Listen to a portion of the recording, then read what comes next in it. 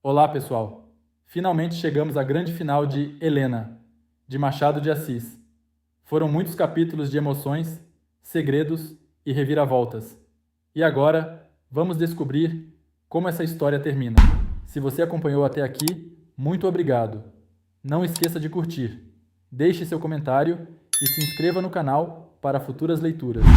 Agora, sem mais demora, vamos ao desfecho dessa obra-prima. Capítulo 28. Naquela noite, a segunda de tão extraordinários sucessos, foi que Estácio sentiu toda a violência do amor que lhe inspirara Helena.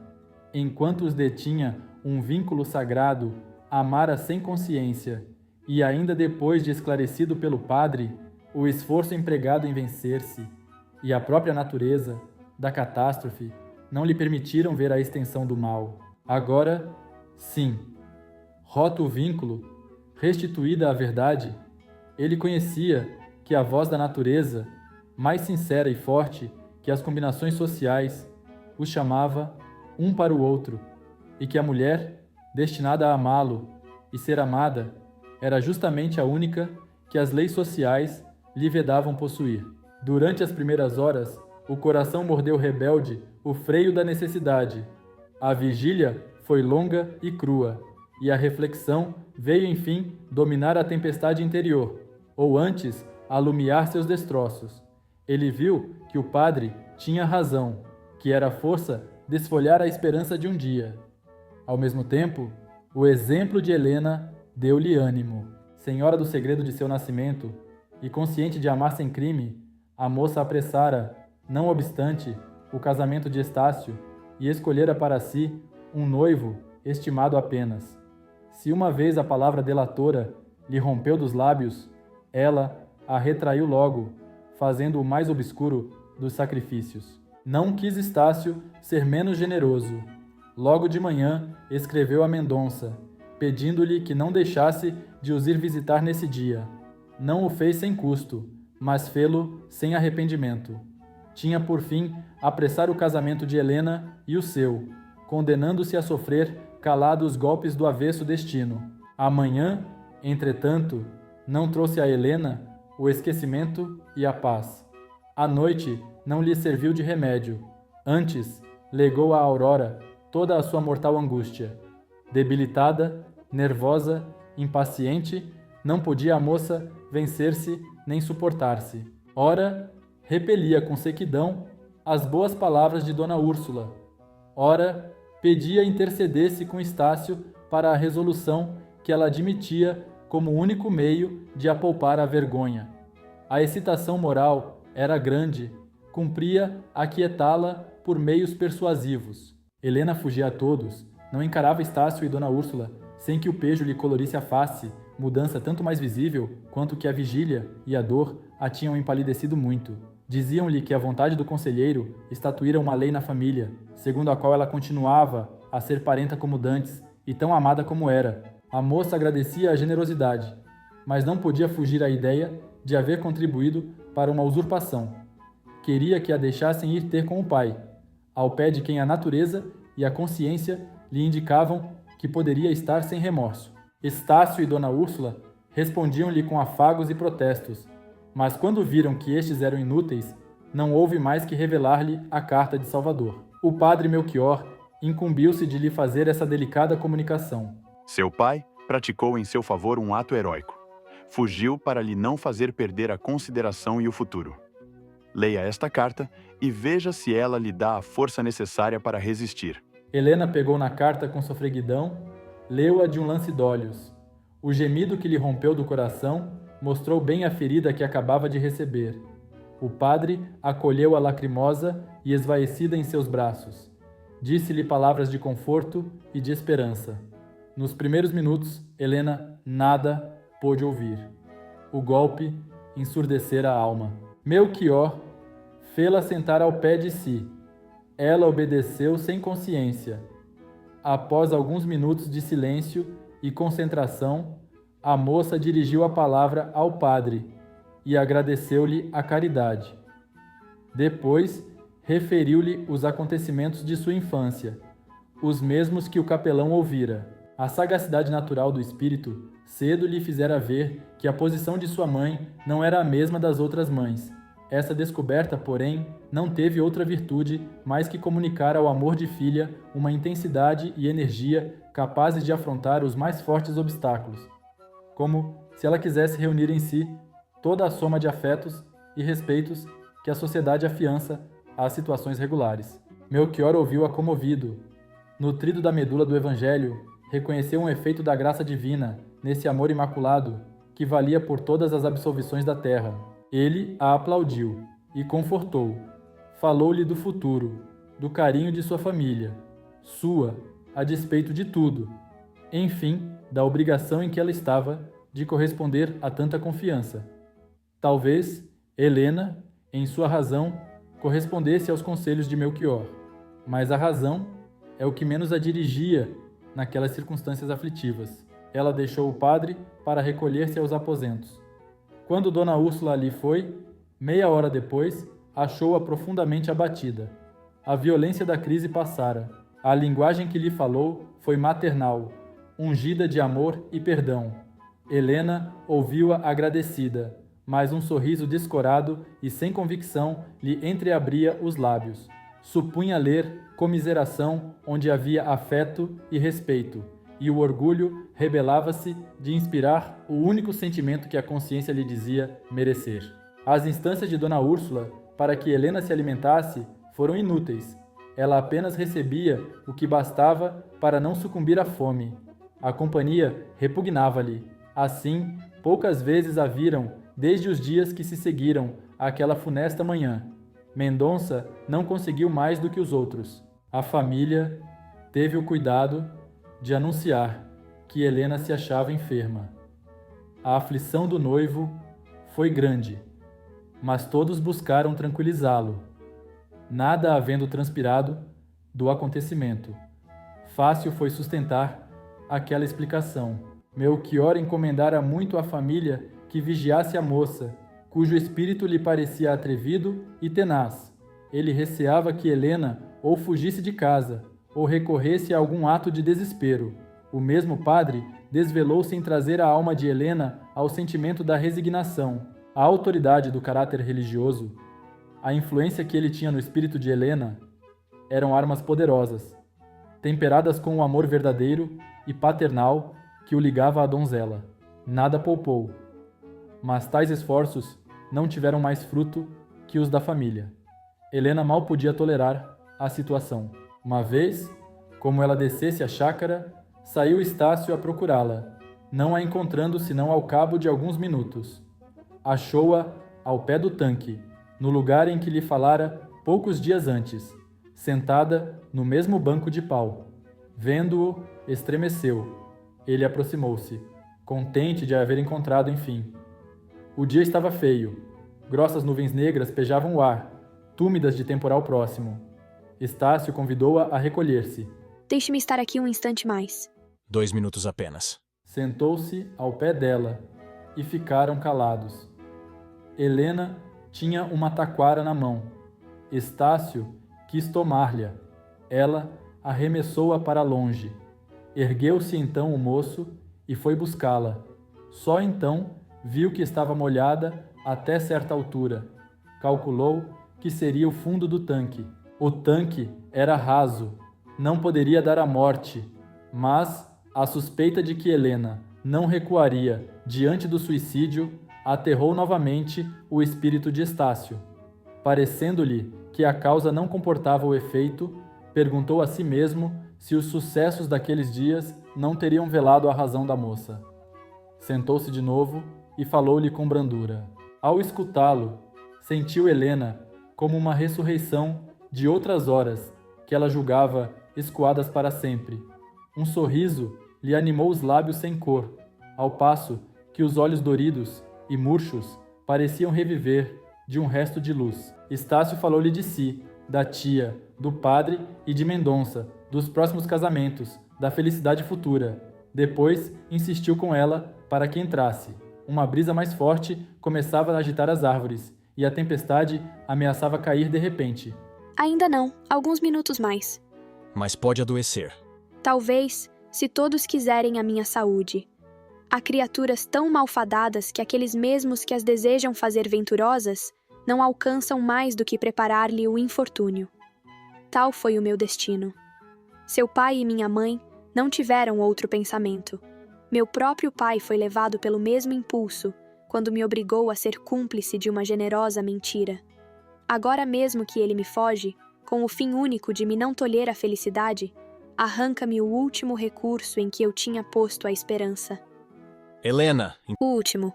Esvaíra-se-lhe o sorriso, e o olhar tornara a ser opaco. Estácio teve medo daquela atonia e concentração. Travou-lhe do braço. A moça estremeceu toda e olhou para ele. A princípio, foi esse olhar um simples encontro, mas, dentro de alguns instantes, era alguma coisa mais. Era a primeira revelação, tácita mas consciente, do sentimento que os ligava. Nenhum deles procurara esse contato de suas almas, mas nenhum fugiu. O que eles disseram, um ao outro, com os simples olhos, não se escreve no papel, não se pode repetir ao ouvido. Confissão misteriosa e secreta, feita de um a outro coração, que só ao céu cabia ouvir, porque não eram vozes da terra, nem para a terra as diziam eles. As mãos, de impulso próprio, uniram-se como os olhares. Nenhuma vergonha, nenhum receio, nenhuma consideração deteve essa fusão de duas criaturas, nascidas para formar uma existência única. O vento tornara-se mais rijo. Uma lufada os despertou, em má hora, porque há sonhos que deviam acabar na realidade do outro século. Estácio ergueu-se, sacudiu valorosamente o torpor da felicidade e reassumiu o papel que o pai lhe assinara ao pé de Helena. Esta desviou os olhos e cravou-os na água, fascinada e absorta. A ideia do suicídio roçaria deveras sua asa invisível pela fronte da moça? Estácio foi a ela, pegou-lhe nas mãos e convidou-a a sair dali. entremos, olhe que vai chover.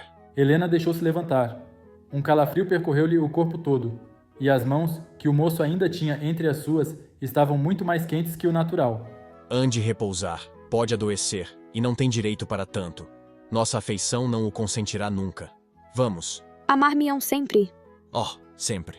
Impossível. Há uma voz no mundo de seu coração, que lhe dirá, de quando em quando, esta triste palavra. Aventureira. Helena! Não posso ser outra coisa a seus olhos. Quem o convencerá de que a declaração de seu pai não foi obtida por artifícios de minha mãe? Quem lhe dará a prova de que, cedendo aos rogos de meu pai, não fiz mais do que executar um plano preparado já? São dúvidas que lhe hão de envenenar o sentimento e tornar-me suspeita a seus olhos. Resista quem puder. É-me impossível encarar semelhante futuro. Helena caíra ofegante no banco. Estácio falou-lhe com abundância e ternura. Jurou-lhe que sua família era incapaz da mínima suspeita. Pediu-lhe por seu pai que não julgasse mal deles. Ela sorriu, mas foi um sorrir de incrédula. Grossos pingos de chuva começavam a rufar nas árvores. Estácio pegou na mão de Helena para conduzi-la à casa. A moça fugiu-lhe, indo colocar-se alguns passos adiante, onde a chuva lhe caía mais em cheio na cabeça nua e no corpo levemente coberto. Quando Estácio, desvairado de terror, correu para ela, Helena afastou-se dele, mas nem seus pés o poderiam vencer nunca, nem lhe o permitiam agora as forças quebradas por tantas e tão profundas comoções. Ele alcançou-a, estendeu o braço em volta da cintura da moça, dizendo: Que capricho é esse? Vamos embora. Eu quero que venha comigo para dentro. Deixe-me morrer! Não! Com um gesto rápido, tomou nos braços, estendido, o corpo exausto de Helena, e caminhou na direção da casa. O vento flagelava-os. A chuva, que subitamente caía a jorros, alagava-os sem misericórdia. Ele ia andando, o mais depressa que lhe permitia o peso de Helena, cuja cabeça pendia para a terra e de cujos lábios brotavam trechos soltos de frases sem sentido. Dona Úrsula viu entrar aquele doloroso espetáculo. Correu a receber Helena, que Estácio depositou em um sofá, donde foi transferida ao leito. A febre já começada antes dela sair, tomara conta, enfim, da pobre moça. Um médico foi chamado à pressa. O padre Melchior correu por baixo d'água até a casa de Estácio. As primeiras horas foram de ansiedade e susto. O estado da doente era grave. Assim o disse o médico. Assim o tinham já sentido os corações amigos. Dona Úrsula pagou naquela ocasião os serviços que, em caso análogo, lhe prestara Helena, malgrado o peso dos anos, que lhe não permitiam longas vigílias nem aturado trabalho. Velou a boa senhora à cabeceira da enferma durante essa primeira noite de incerteza e terror. Mendonça, que ali fora sem suspeitar nada, porque a doença que lhe disseram ter padecido Helena, supunha ele ser passageira, e em todo caso, estar quase extinta, Mendonça recebeu essa triste notícia com a morte no coração. Durante 7 dias, o estado de Helena apresentou alternativas que lançavam na alma dos seus a confiança e a desesperação. Algumas horas houve de delírio, durante o qual 2 nomes volviam frequentemente aos lábios da enferma, o de Estácio e o do pai. Nas horas da razão, falava pouco, não proferia nenhum nome, salvo o de Melchior, que ela queria ver junto de si. O capelão obedecia docilmente. Ao pé dela, via-a com pena, mas sem desesperação. Primeiramente, porque ele aceitava sem murmúrio os decretos da vontade divina. Depois, porque não sabia ao certo se, em tal situação, era a vida melhor do que a morte. Em todo caso, consolava-a. No 4º dia, chegou a família de Camargo e, sabendo da doença de Helena, apressou-se a ir a Andaraí. Ao ver Eugênia, a moça sorriu tristemente, lampejo de inveja que para logo se apagou e morreu no coração. Estácio mal ousava entrar na alcova da doente e não podia viver fora dela. Sua aflição era patente. Ele prometia a si mesmo todos os sacrifícios em troca da vida de Helena. Espreitava uma esperança no rosto do médico e interrogava o coração da tia e do padre. Na noite do 7º dia da cena do jardim, Dona Úrsula, que ficara ao pé de Helena, mandou chamar à pressa o sobrinho e o padre Melchior, que estavam na sala contígua. Acorreram os 2. Helena tivera uma síncope, que Dona Úrsula cuidara ser a morte. Voltando a si, leu a moça a sua sentença no rosto de todos 3. Ainda não é a morte. Dona Úrsula chegou-se-lhe mais perto. Beijou-a. Disse-lhe algumas palavras de conforto. Deixe estar, deixe que eu não morro. Estou só muito doente. Estácio buscou animá-la, mas a voz morreu-lhe às primeiras expressões, e ele saiu. Melchior acompanhou-o. Uma coisa poderia talvez salvá-la. Era a presença do pai. Vou mandá-lo procurar por toda a parte. Havemos de achá-lo. É preciso que o achemos. Melchior aprovou a ideia do mancebo, e não lhe disse que o remédio viria talvez tarde, se viesse. Estácio ordenou as coisas para a seguinte manhã. Voltaram à alcova da enferma. Esta fechara os olhos, como se dormisse. Houve então, entre aquelas 4 paredes, meia hora de silêncio, interrompido apenas, de quando em quando, pelos movimentos que a doente fazia, como a querer mudar de posição. No fim desse tempo, abriu os olhos e murmurou algumas palavras. Chegou o médico, viu-a e desenganou a família. Enquanto Melchior dava as ordens precisas para que Helena tivesse os socorros espirituais, Estácio saiu dali, para ir, longe, desabafar o desespero. Desceu a chácara, vagou por ela delirante, a soluçar como uma criança, ora abraçado a uma árvore, ora ajoelhado e pedindo a Deus a vida de Helena. O coração do moço não conhecia o fervor religioso, mas a imagem da morte deu-lhe o que a vida lhe levara, e ele rezou sozinho, sem hipocrisia nem dúvida. Mendonça veio achá-lo nessa luta derradeira entre a realidade e a esperança. Não o consolou, não tinha consolações que distribuir, porque também a dor lhe devastara o coração. Nos braços um do outro, choraram o mesmo bem que se lhes ia embora. Um escravo veio chamar Estácio à pressa. Ele subiu trôpego as escadas, atravessou as salas, entrou desvairado no quarto e foi cair de joelhos, quase de bruços, junto ao leito de Helena. Os olhos desta, já volvidos para a eternidade, deitaram um derradeiro olhar para a terra, e foi Estácio que o recebeu, olhar de amor, de saudade e de promessa. A mão pálida e transparente da moribunda procurou a cabeça do mancebo. Ele inclinou-a sobre a beira do leito, escondendo as lágrimas e não se atrevendo a encarar o final instante. Adeus, suspirou a alma de Helena, rompendo o invólucro gentil. Era defunta. A noite foi cruel para todos. Dona Úrsula, profundamente abatida pela dor e pelas vigílias, não consentiu, ainda assim, que outras mãos amortalhassem Helena. Ela mesma lhe prestou esse derradeiro e triste obséquio. A morte não diminuíra a beleza da donzela. Pelo contrário, o reflexo da eternidade parecia dar-lhe um encanto misterioso e novo. Estácio contemplou-a com os olhos exaustos. O padre com os seus úmidos.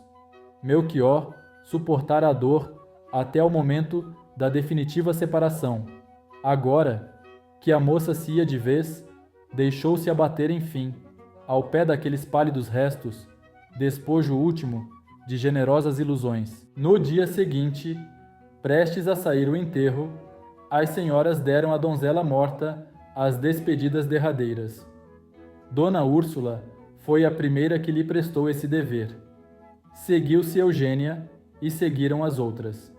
Estácio viu-as subir, uma a uma, o estrado em que repousava a essa. Depois, quando ia fechar-se o féretro, caminhou lentamente para ele, trepou ao estrado e pela última vez contemplou aquele rosto, sede há pouco de tanta vida, e a coroa de saudades que lhe cingia a cabeça em vez de outra, que ele tinha direito de pousar nela. Enfim, inclinou-se também, e a fronte do cadáver recebeu o primeiro beijo de amor. Fecharam o féretro. Ao moço pareceu que o encerravam a ele próprio. Saindo o enterro, deixou-se Estácio cair numa cadeira, sem pensar nada, sem sentir nada. Pouco a pouco, despovoou-se a casa. Os amigos saíram. Um só de tantos ainda ali ficou, a lastimar consigo a noiva, tão cedo prometida e tão cedo roubada. Esse mesmo saiu, enfim, não ficando mais do que a família, cujo pai espiritual era Melchior. Sozinho com Estácio, o capelão contemplou-o longo tempo. Depois, alçou os olhos ao retrato do conselheiro, sorriu melancolicamente, voltou-se para o moço, ergueu-o e abraçou com ternura. Ânimo, meu filho! Perdi tudo, padre mestre. Ao mesmo tempo, na casa do Rio Comprido, a noiva de Estácio, consternada com a morte de Helena e aturdida com a lúgubre cerimônia, recolhia-se tristemente ao quarto de dormir e recebia à porta o terceiro beijo do pai.